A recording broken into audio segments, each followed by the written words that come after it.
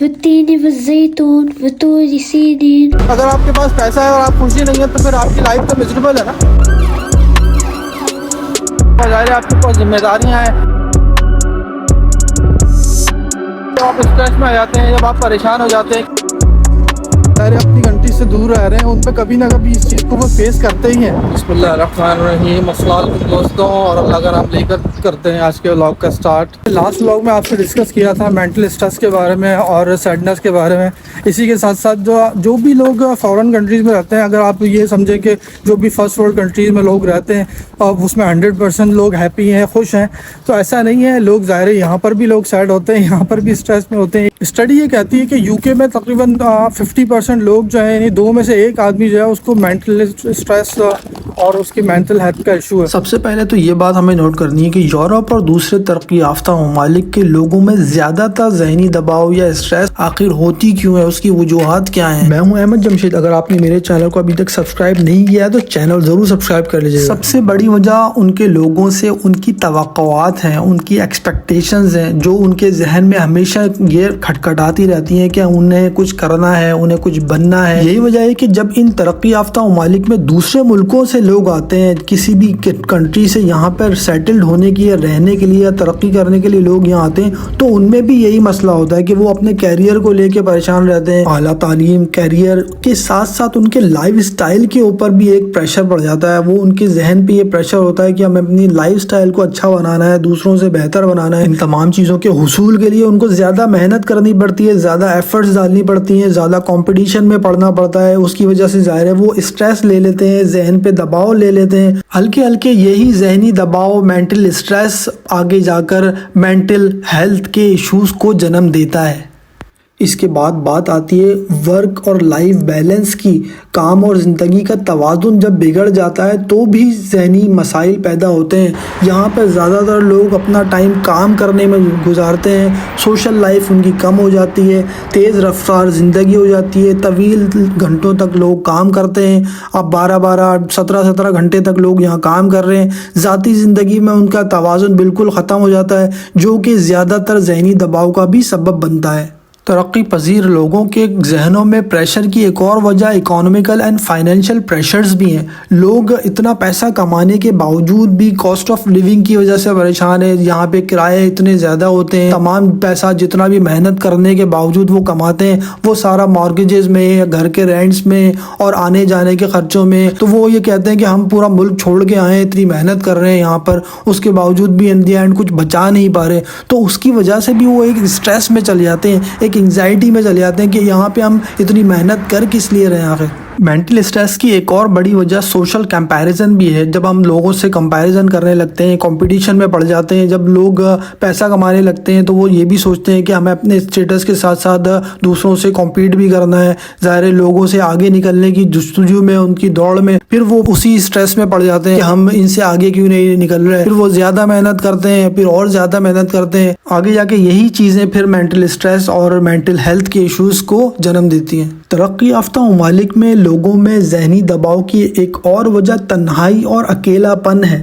اگرچہ لوگ یہاں پہ ترقی کرنے کے باوجود ان ممالک میں زیادہ سے زیادہ تعداد میں آتے ہیں، رہتے ہیں، لیکن افراتفری کی وجہ سے یا پھر لانگ ورکنگ آورز کی وجہ سے ان کی سوشل لائف بالکل ڈسٹرب ہو جاتی ہے. اگر وہ اپنے کنٹریز میں رہتے تھے یا اپنی فیملی کے ساتھ رہتے تھے، یہاں پر اگر وہ آتے ہیں تو خاص طور پہ ان کو لانگ آورز کام کرنے کی وجہ سے اکیلے رہنے کا سامنا کرنا پڑتا ہے. یہی اپنے کلچر سے اور اپنے لوگوں سے دوری بھی مینٹل اسٹریس کا سبب بنتی ہے. یہ بات تو سبھی جانتے ہیں کہ انسان ایک سوشل ایلیمنٹ ہے. اسی طرح سے جب ہم ابراڈ آتے ہیں، اپنے ملک کو چھوڑ کے آتے ہیں، اپنی فیملیز کو چھوڑ کے آتے ہیں، تو ظاہر ہے ہم اپنے پیاروں سے دور ہو جاتے ہیں. ظاہر ہے ہماری سوشل لائف کم ہو جاتی ہے، بہت زیادہ کم ہو جاتی ہے. اچانک ہم پورے رشتہ داروں کو چھوڑ دیتے ہیں، اپنی پوری فیملی کو چھوڑ دیتے ہیں، اور یہاں پر آ کے صرف جو ہے وہ اکیلے رہ رہے ہوتے ہیں. بہت سے لوگ تو ظاہر ہے ایک اکیلے کمرے میں رہ رہے ہیں کافی عرصے تک، اور ان کی ایکٹیویٹیز بھی محدود ہو جاتی ہیں بہت زیادہ. ظاہر ہے بس کام پہ جانا، پھر گھر آ جانا، یا اگر وہ اسٹڈی کر رہے ہیں تو صرف اسٹڈی کرنا، پھر گھر آ جانا. ٹھیک ہے، وہ ایک ہی کمرے میں بیٹھے رہنا، اسٹریس میں آ جانا.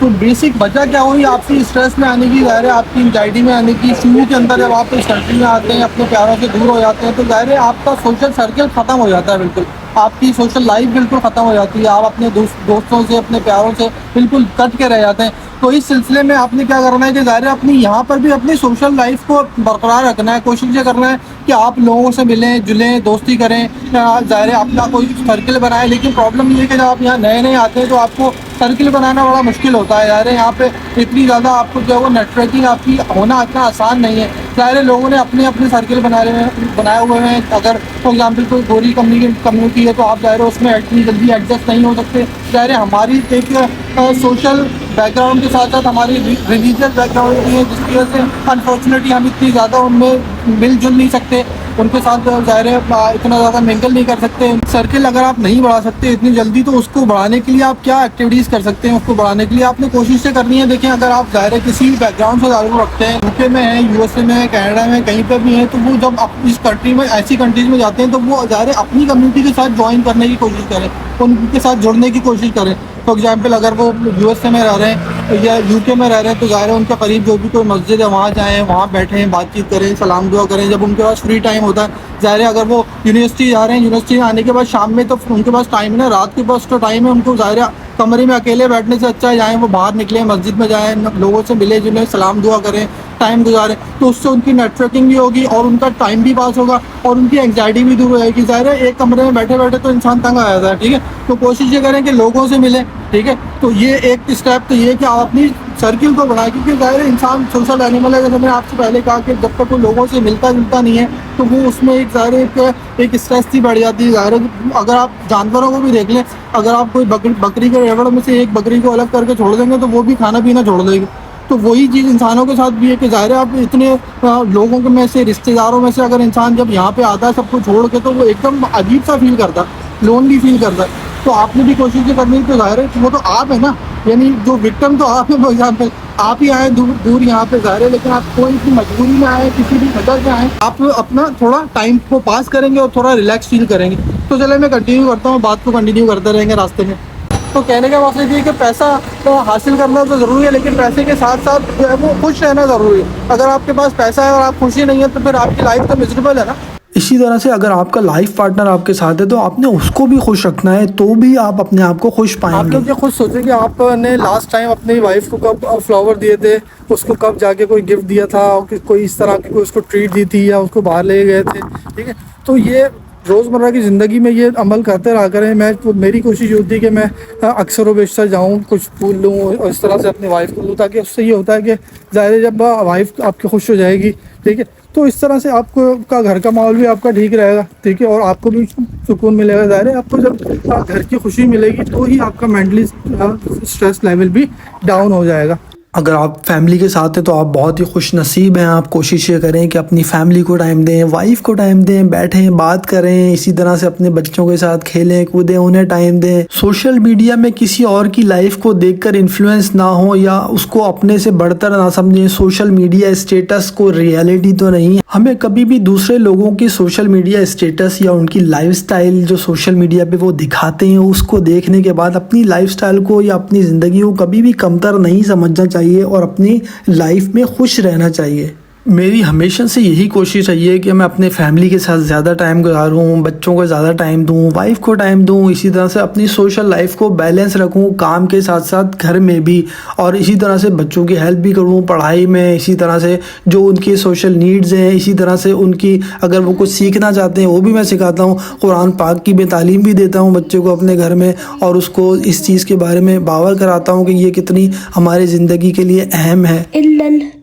إلا الذين آمنوا وعملوا الصالحات فلهم أجر غير ممنون فما يكذبك بعد بالدين أليس الله بأحكم الحاكمين. شاباش, ویری گڈ.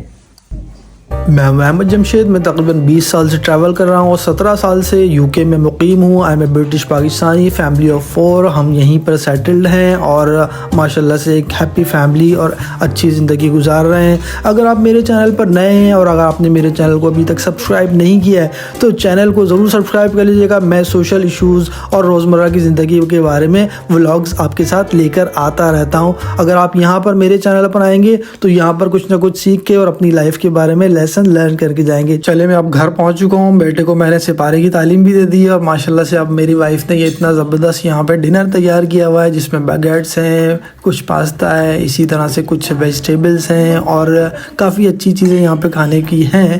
تو آج ہم اس طرح سے اپنی ایوننگ کو گزاریں گے اور یہاں سے یہیں پہ میں اپنے ولاگ کا اختتام کرتا ہوں. انشاءاللہ ملیں گے نیکسٹ ویڈیو میں. اپنا ڈھیر سارا خیال رکھیے گا. السلام علیکم. اللہ حافظ.